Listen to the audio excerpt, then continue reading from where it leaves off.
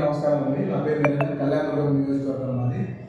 ఈరోజు కళ్యాణదుర్గం నియోజకవర్గంలో ఎంతోమంది రాజకీయ నాయకులు వచ్చినా ఏమి అభివృద్ధి అనేది శూన్యంగా ఉంది. ఈరోజు ఏదైతే మాకు నారా చంద్రబాబు నాయుడు గారు అమిలినేని సురేంద్రబాబు అన్న గారిని అభ్యర్థిగా ప్రకటించారు, ఆ రోజు నుంచి జనాల్లో ఉంటూ నేను అభివృద్ధి చేస్తాననే ఓటు అడిగినారు అమిలినేని సురేంద్రబాబు గారు.